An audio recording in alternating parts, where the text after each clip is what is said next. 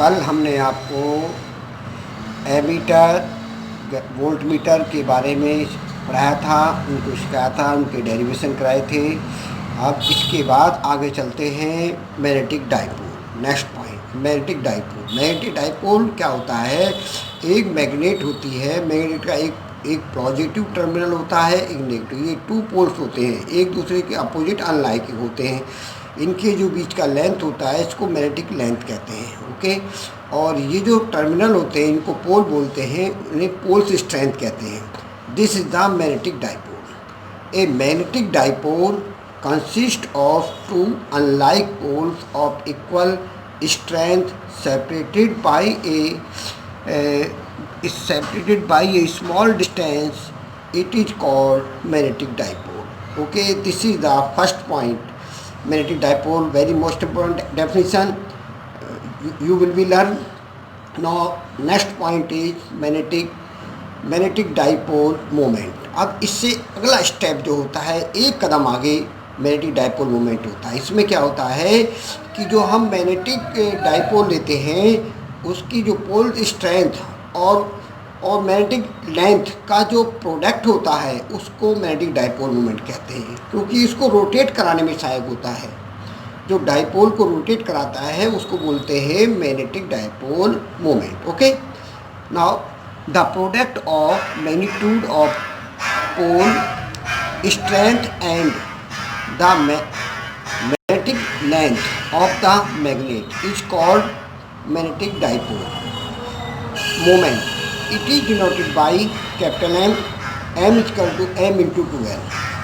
M is pole strength, 2L means magnetic length. Okay, where M unit of M होती है ampere metre square, dimension of M L square है।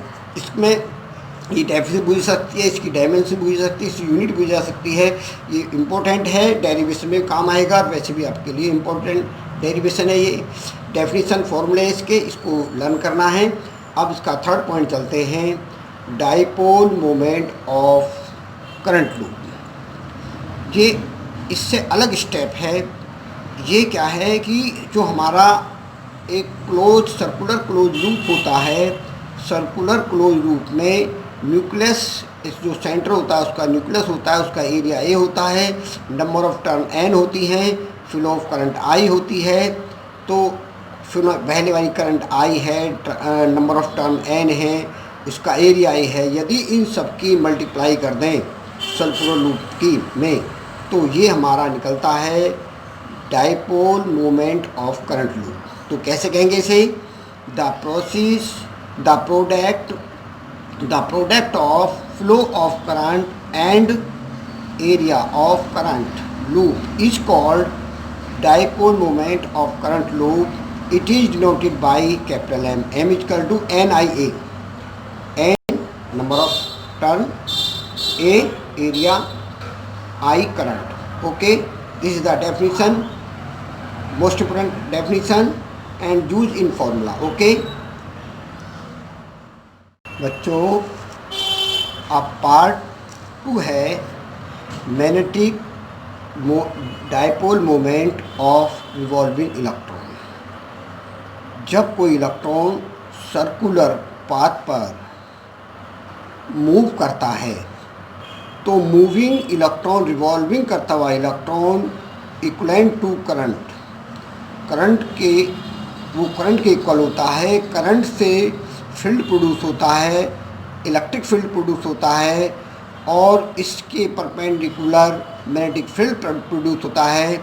इसमें जो angular momentum होता है अपर की ओर और डाइपोल मोमेंट होता है वो नीचे की ओर, तो एक लूप की तरह वर्क करने लगता है ये। तो इसमें ये इम्पोर्टेंट है आपका डेरिवेशन बोर्ड के point of view, very most important. तो हम आगे कहेंगे magnetic dipole moment of A revolving electron. इसे बिल्कुल तैयार करना है बोर्ड के लिए, बहुत इम्पोर्टेंट है। और इसको देखिए, बहुत सिंपल वे में बताया हमने, an electron revolving in an orbit about the nucleus. एक रिवॉल्विंग करता हुआ इलेक्ट्रॉन ऑर्बिट में न्यूक्लियस के चारों ore is a minute current, उसको हम मिनट करंट लूप कहते हैं। And they produce the magnetic field. जब ये करंट फ्लो होगा इस तरीके से तो करंट लूप बनेगा, करंट लूप से मैग्नेटिक फील्ड प्रोड्यूस होगा। सो इक्विवेलेंट करंट, तो इससे हमारी करंट प्रोड्यूस होती है। Current equal to I equal to mass of charge of electron upon total time in circular path. Okay, now I equal to E upon T, where T is the time period. Time period means total distance, one round का total distance upon velocity v, तो 2 pi r upon v। यहाँ से t की value को हम यहाँ put करेंगे, तो फ्रॉम इक्वेशन 1 एंड 2 से हम सॉल्व करेंगे इसको।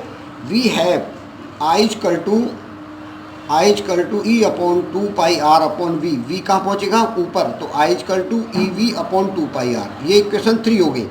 अब इक्वेशन 3 हमने पढ़ी, अब इसके साथ इसको देखेंगे। सो इसका area, so the area of loop, जो ये सर्कुलर पाथ पर मूव करता है तो उसका एरिया क्या होता है, ए इजकल टू क्या होता है, पाई आर स्क्वायर।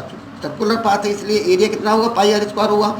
तो magnetic dipole moment of revolving electron is कितना होगा, एम आई ए, क्योंकि एक इलेक्ट्रॉन है, एक इलेक्ट्रॉन मूव कर रहा है तो एन की वैल्यू 1 हो गई, आई फ्लो ऑफ करंट हो गई, और ए एरिया ऑफ द ऑर्बिट हो गया हमारा।